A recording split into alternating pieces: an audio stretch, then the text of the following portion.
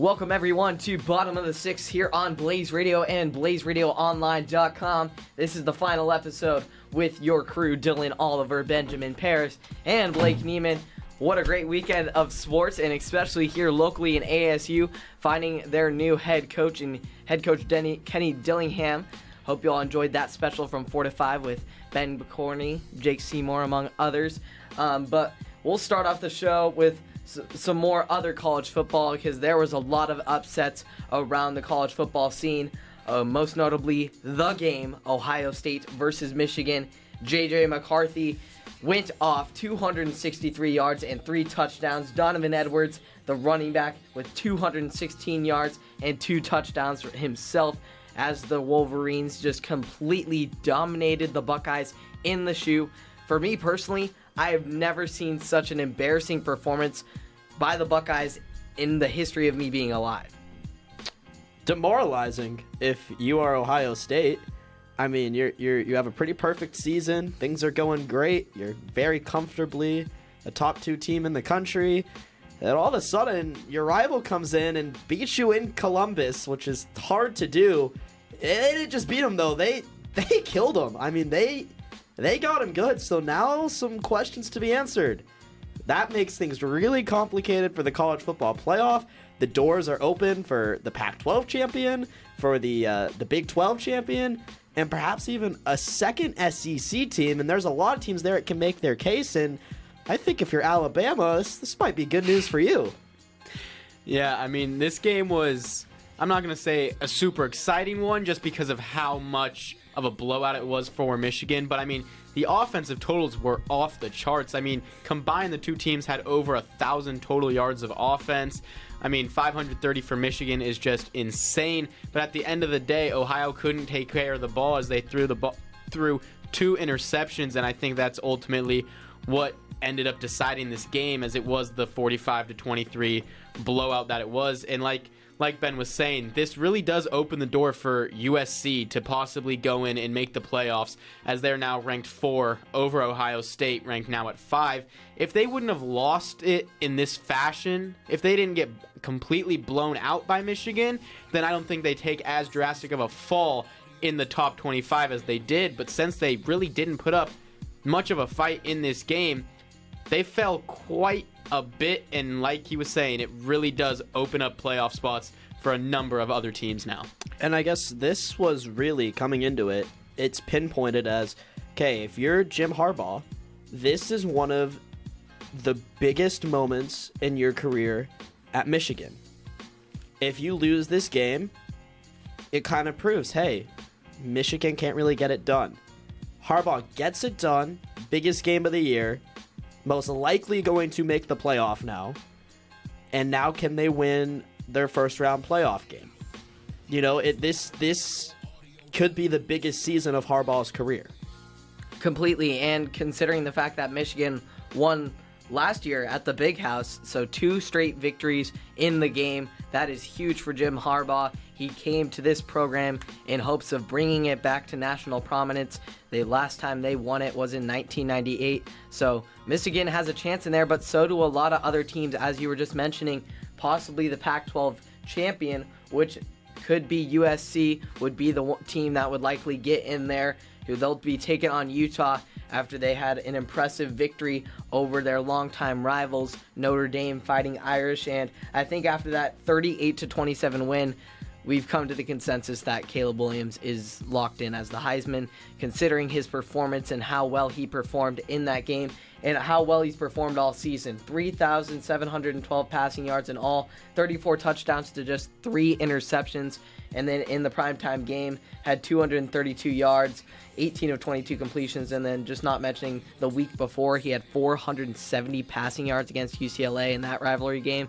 So I think he's locked in as the Heisman, especially after the awful performance we just saw out of C.J. Stroud from Ohio State, throwing 2 interceptions late in the game to basically throw it away for the Buckeyes. Granted, the Buckeye defense was horrible as well. But you were mentioning Alabama possibly sneaking in as a backdoor team, and it's definitely up for grabs if one of the top 4 teams lose. Like, it's Georgia, Michigan, TCU, and USC right now all control their own destiny. If they all win out, they're in. And I don't want to even make a case for Ohio State. Ohio State's done. That is, even they're a one-loss team, that was such a drastic loss. You can't put them in there. Right, and if we're talking about Bama, think about the ways that Bama have lost. They lost 2 really close games. On the final play. Exactly. They lose on the final play. Alabama's not a bad football team. I don't think anyone's denying that. I think if they make the playoff, they just have to have the chance. They could still win a national championship. They're a good team, right? It comes down to things like time, ball possession. It's those small things at the end of the game. Just the way that they've lost, they haven't been bad losses. It's just unfortunate because there's been 2 of them. For USC, as we continue to talk about the playoff, I wouldn't be surprised to see them lose. It's the Pac-12. You know, teams shoot each other in the foot all the time. They could very easily lose that game. Caleb Williams probably still going to win the Heisman. Now there's going to be some talk. If you're an NFL team, do you tank for him? The Broncos can't tank for him. Don't forget that. But it's interesting. TCU too. They're not guaranteed to win a conference championship. They could lose that game. I wouldn't be surprised if TCU lost that game. So teams do control their own destiny, but I wouldn't be surprised to see either that 3 or 4 team lose this weekend. Yeah, I definitely think, like you were saying, Alabama could 100% make it into these playoffs still, because just like I said again, the way that Ohio State lost this game was just the worst case scenario for them. But I want to ask, do you guys think it's fair to say Michigan has Ohio State's number? I mean, Ohio State has lost 3 games in the last 2 years, and 2 of those games have been to Michigan. I think it's fair to say that Michigan is on the rise. I don't necessarily... They have their number for now, but Ohio State's never going to go anywhere. They're some of the best recruiters in the country. They're the wide receiver U of the country, producing guys like Marvin Harrison Jr., who's come onto the scene this year, who's my favorite for the Bolitnikoff Award. With just the performance he's put on this year has been ridiculous. And then also guys like last year, Chris Olave. Like they just consistently produce great targets and along with great quarterbacks in C.J. Stroud. So I don't think Ohio State's going anywhere, but I don't think Michigan's going anywhere either. Jim Harbaugh has, 2 5-star Ohio State recruits were at the game, and they flipped that night to go to Michigan. And that's just speaking of how good recruiting's going in Ann Arbor and how good of a job Jim Harbaugh is doing. But just kind of shifting to another team in the playoff, or could have been in the playoff with their slim chance, was Clemson and also Tennessee last week. And both of those teams were destructed of their playoff chances by one guy and one team, that being South Carolina. Spencer Rattler, man, the Arizona native, going off these past 2 weeks. He's had over 700 passing yards combined in both of those games, along with 8 touchdowns. It's just been an incredible performance. And, coming out of high school, he had a lot of hype. Coming out of Pinnacle Prep here in Arizona, it was on that Last Chance U show. He had a lot of hype coming into college. He went to Oklahoma, was shelved behind rightfully Caleb Williams, who's proven he can hold his own as well. But I think it's good to see from this kind of guy, and it just is kind of what could have been for South Carolina had they put these pieces together earlier on. Well, they'll get a good bowl game. At 8-4, if you're Spencer Rattler, I don't know if you play in it, but right now, as a junior, I maintain my eligibility. I would return for another year because really this guy's draft stock right now is going up, and I don't think it's peaked yet. I think Spencer Rattler, after the last 2 weeks, they're good. I think he can get even better. I really do. I'm not saying that South Carolina's going to do anything crazy, win the conference, even go to a conference championship. It's just the nature of the conference, but he could be a legitimate NFL quarterback, and he reminds me a lot of Patrick Mahomes for whatever reason. I think if you're him, you keep a couple years of eligibility left, he could be something really special. I see somewhat of the Patrick Mahomes comparison, really only in the haircut and headband. I don't know about talent-wise, but hey, has thrown for almost 3,000 yards this season. Yeah, no, he has been great. I remember hearing so much hype about him when he was first going into college, and then it kind of just fizzled away. He never really got it going, and then these last 2 weeks, he was great against Tennessee. He threw 6 touchdowns, 0 interceptions, over 400 yards, and then again last week big upset with another 2-touchdown performance there. So it's great to see him now really coming into his own and succeeding and being able to beat some of these big teams and completely ruining their seasons. Yeah, I would say that Spencer Rattler definitely should stick around another year. This quarterback class this year is so talented with Williams, Bryce Young, others among there. And he'd probably be more like middle round to late round if he did go to the draft this year. And then you put on a performance, continue to put on performances like these next year, your first round, second round type talent. So I'd like to see him continue to progress and continue to try and hit his peak. Speaking of a team hitting their peak for the first time in a long time, the Oregon State Beavers upset the Oregon Ducks, a top 10 team in the country, after they were down, thought to be down and out, as they always are, counted out, down 21 points at the end of the third quarter. And then they put together a miraculous fourth quarter run. They eliminate the 21-point deficit and upset the Ducks 38-34 in Corvallis with damnation behind them with the cowboy hats. It was an incredible scene, a sellout crowd. Granted, Reser Stadium still under construction, but that doesn't matter. It was electrifying. Kilton Oladapo, 17 tackles, a career high. He's the defensive player of the week for the Pac-12 entirely. And then the special teams came up huge, along with the defense, who had several fourth quarter stops against Bo Nix. The special teams had 2 blocked punts, the first one coming by Cade Brownholtz, who had that impeccable blocked punt that kind of shifted the momentum of the game. It was an incredible performance for the Bees, and with them both now being 9-3 with the Ducks, it's a disgrace that they are ranked behind them in the AP poll. It's unacceptable. The Ducks aren't in the Pac-12 championship at all, as they rightfully should not be. And it's a great day to be a Beaver. I hope they come here to town in Arizona and get a bit at a really good bowl game like the Fiesta. So, Blake, I got to ask you. You did get to cover the Territorial Cup, be on the field, as a freshman at Cronkite, which is a really big deal. But are you upset that you weren't at that game? 1,000%. I wish I was at the Civil War so badly. It's the best rivalry in all of college football. It was an electric environment. My brother was at the game. I FaceTimed him on the field. It was incredible. And just one of the best games in Oregon State history, up there with the big USC upsets when they were in the Pete Carroll days winning national championships. It was great. It was arguably one of the best Civil War games of all time, and I really, really enjoyed it. And that Tucson, it was a great game as well, and the Tucson fans brought some good energy as well, and they spoiled that one for ASU, who also lost. And speaking of which, they got a new head coach as a result. I mentioned it at the top of the show.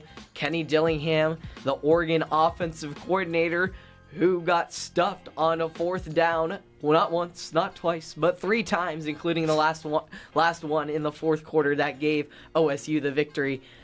So he comes here with an established resume. I won't take that small sample size of a rivalry game OSU like that. ended his career at Oregon. Career-ending loss. Oh, Oregon fans were tweeting everywhere like, thank goodness ASU took him. We wanted him out.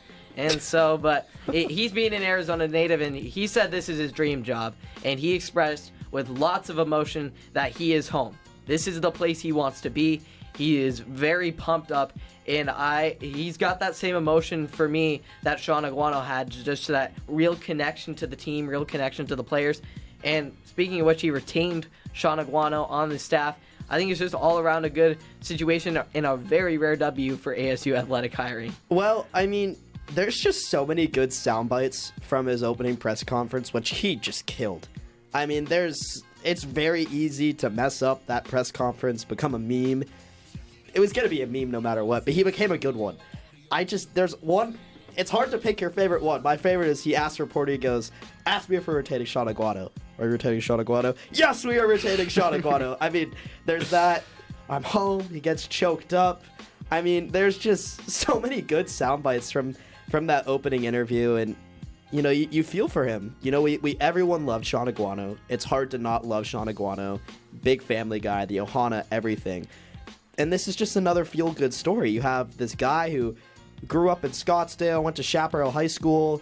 I mean, he's home. He said it probably, 10 times in his opening presser.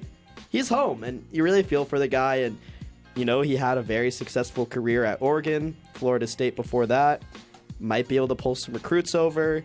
As Blake said, a very rare W, and he's an ASU guy, which he loved. He said, I was upset. I missed the hockey game, which, when ASU beat number 2 Minnesota, he wants to go to everything he can. He just, loves being here, loves being a Sun Devil, and that's the type of guy you want to be your coach. Relatable, able to use that to some recruiting, and we'll see if ASU can figure out the NIL stuff, some other things in the landscape that they can't really ignore anymore. They tried to ignore it with Herm for as long as they could, and it kind of backfired, but such a good hire, and just I can't wait. I hope I get to meet this guy at some point. Yeah, no, I'm a huge fan of this hire.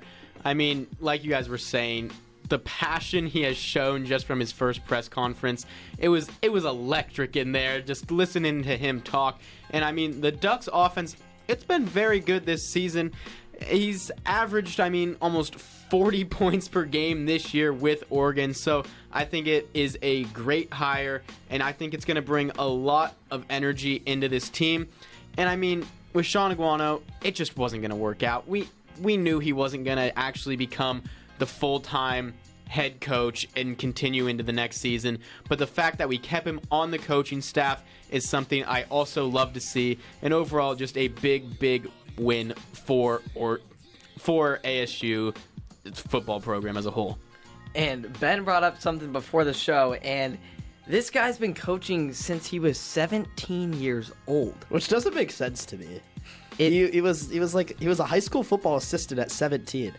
I just can't imagine being trusted at 17 to be a coach of your high school football team. Hey, I coached a third, fourth grade flag football team last season and almost won a championship. Won a championship. You don't There's have a story there, ages. isn't there? You can coach at any age, trust me. But it's almost like he's made to be a football coach. Now the youngest football coach in a Power 5 conference. That's a big deal, especially in recruiting. This guy, a lot of times, I'm not saying Herm Edwards was old, but he's on the older side, right? In most situations, coaches are old enough to be the player's father. He's not old enough to, he's only going to be 10 years older than the coaches, or than his players, and that's not a lot. And you've seen it happen with Lincoln Riley. Yeah. The younger coaches have done a better job of recruiting. Lincoln Riley is the QB producer of the country, producing Kyler Murray, Baker Mayfield, both Heisman winners, looking for a third straight Heisman winner in Caleb Williams. This guy just produces quarterback after quarterback. And so also I think a quarterback that he could potentially turn in, or that not Lincoln Riley, but that Kenny Dillingham could bring to ASU is Ty Thompson, straight from Oregon. He was a 5-star recruit coming out of high school.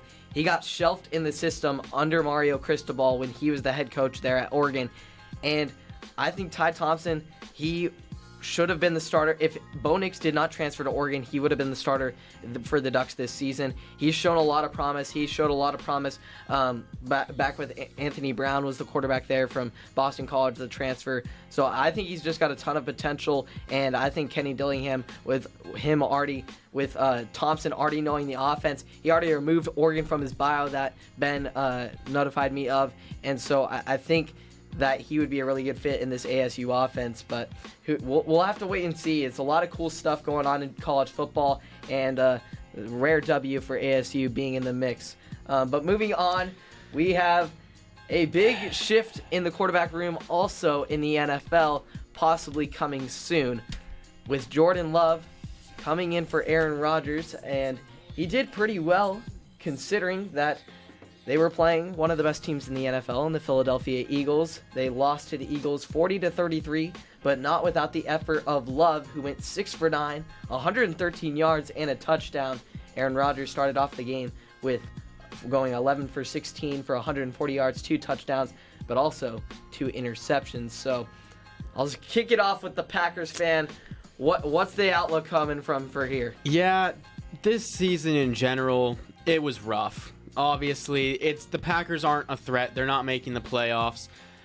And it, in my opinion, is truly the end of an era in Green Bay. I think last night, I'm not going to say was the full changing of the guards, and that Jordan Love has the keys yet to take over for the great Aaron Rodgers. But I do believe by the end of this year, Jordan Love will be starting or announced as next year's starter for the Green Bay Packers. And I don't think Rodgers will be on the team next year. I mean, if we look at it, next year the Green Bay Packers have about negative $3 million in cap space, and Aaron Rodgers is taking up $31.5 million of that. Now, Jordan Love next season isn't under contract yet. We have to decide whether we want to pick up his fifth-year option or sign him to a long-term deal or let him walk. I know for a fact the Green Bay Packers are not going to let Jordan Love walk. So let's say we give him his fifth-year option, give him his 1 year, prove that you can be our franchise quarterback. That would be approximately a $20 million deal for one season. You can't have Rodgers' $31.5 million and Jordan Love's $20 million contract on the books in the same year when you're already at negative $2 million. So you're going to have to find a way to get Rodgers' contract off the books and give the keys fully to Jordan Love and let him be the quarterback of the future that you drafted him as in the first round of, the 2019 draft. I mean, it's hard to see, hard to say. I've been watching Rodgers for years and years now. He's brought me so many great memories. But the Packers, in hindsight, knowing how the season turned out, the Packers should have gotten rid of Rodgers last offseason and let Love be the starter this year and just see how he could have done. And now Rodgers is supposed to finish the season as the starter until the Packers are mathematically eliminated from the playoffs. Once that happens, I believe Jordan Love will go in and be the starter for probably the final 2 or 3 games for the Green Bay Packers. See how he performs, see if he can really be that guy, and then next season really give him all the keys. But I mean, hey, seeing him in the game last night, it got me a little excited about the future. I'm not gonna lie. His pass from him to Christian Watson, our young quarterback, to our young future superstar wide receiver Christian Watson, was amazing to watch. I'm telling you, Christian Watson is special. Next Randy Moss. That might be a little much. Whoa. But the way he can score the ball. His last 3 games, he has 6 touchdowns. In the last 3 games, he has more touchdowns than Justin Jefferson, Mike Evans, and elite receivers like that have all season. So right now, it's a dark, dark time for the Green Bay Packers. But coming up, I think the Packers could have a pretty good future between the combination of Jordan Love, Christian Watson, and hopefully some more pieces around them. And a quarterback that was considering going to the Denver Broncos this past offseason was Aaron Rodgers. Dang, bro, that on. deal ended up not getting done, and instead the Broncos landed a thought to be another superstar quarterback. Did you say superstar? My bad. He's pretty bad. Yeah, that kind of worked. In Russell Wilson, and it has not been an optimal season for the Broncos fan over here in Benjamin Paris. The Broncos off to a 3-8 start with their latest loss. Off to a 3-8 start. Coming in the latest rematch of Super Bowl 50, where that brought me and Ben so many great memories when Peyton Manning was immortalized in Super Bowl history, rode off into the sunset. But now times have changed, Ben. Yeah, I'll keep it short because I know there's some other things we want to get to at the end of the show. Disappointing from the top down. Players yelling at each other on the sideline. I'm just gonna bullet point some things. I don't actually have these written down, so we'll see how it goes. Fire Nathaniel Hackett as soon as you can. So that's awesome. That's awful. Yeah, no, I just don't understand how the ticket prices are still so high. Who wants to go watch these guys? I wanted to go catch a break over winter break. It's like $100 to go see the 3-8 Broncos. That sucks. They haven't won a game in America, so who knows what football they're playing. I think that's a great segue to the next segment, Blake. Yeah, which football are they playing? Is it soccer? Is it football? That's the debate of this year's World Cup, with the U.S. set to take on Iran tomorrow in a big game for the U.S., looking to move on and advance in this World Cup. And you know, what's the outlook for the U.S.? You know, everyone's talking about this. It could be the defining moment of how good U.S. is internationally and how well respected they are. And what are we thinking of as how much they're going to be respected? It's easy. Win and you're in. Win and you're in the knockout round, which is all anybody really hopes for in the World Cup. That's all anybody hopes for the U.S. They're not going to win. They're not going to win the tournament, but there's some geopolitical things going on off the field that's making this really interesting. There's going to be a lot settled out there. Two countries that don't like each other very much. You can see that in the press conference today. That's why Tyler Adams was a Him of the Week candidate. I mean, it's going to be a great game. I'm excited. I mean, yeah, like Ben was saying, it is a must-win game. USA has to win. I like their chances. USA was able to tie with England the other day, and England beat Iran 6-2 in their first game of this group stage. So, hey, I think we can do it, and if we don't, I will be very, very disappointed in this team. As Ben just mentioned, we've added a new segment in our final show of Bottom of the Sixth. We pray we are back next semester. We don't know. Like, we just don't know if the show's over or not. We don't know, but if it is, we're going to end it with Him of the Week. Timothy. Yeah, so we just came up with this. 4 candidates on a Twitter poll. Tyler Adams, the captain. Nick Borgia. TBD on that. We'll have more on Borgia in a second. Sparky the Sun Devil and Sami Zayn. Guys, while I figure something out real quick, just talk through those candidates. So, Nick Borgia, I'm going to speak from perspective, had an incredible shot this weekend of getting the fight between Sparky the Sun Devil and Wilbur the Wildcat. And Sparky knocked him clean. Sparky was landing those haymakers. And Borgia, the skilled videographer that he is, turned around and got the Sun Devil touchdown connection between Gio Sanders and Trenton Bourget. It was a fantastic sequence and landed on SportsCenter, The Athletic, and we're getting a call. We have a phone call. We are getting a phone call. Hello. Nick Borgia. Borgia. Congratulations, you are Him of the Week. How do you feel? Is it official already? It is official. You are Him of the Week. You're on Bottom of the Sixth live from the Bill Austin Radio Studio. How does it feel, man? Wow, fellas. Yeah, I got to say, I'm so honored, and I just, could have never imagined I'd have this kind of position right now. So I just want to give a special thanks to both of you for having me on, and getting that poll out there and being Him of the Week is a pretty special accomplishment that's going on the resume for sure. Yeah, congratulations on that. You are the first ever Him of the Week here on Bottom of the Sixth. We'll wrap it Wow. up. We'll wrap it up with that, but thank you to Nick Borgia. Congratulations on being Him of the Week with the fantastic shot of Wilbur versus Sparky. Sparky taking the win there. That's going to do it for this season of Bottom of the Sixth. Any last words, fellas, before we send it off for the winner? Have a great Christmas, and hopefully we will see you guys after the break. Happy holidays. Forks up. Go BOT6. Bye.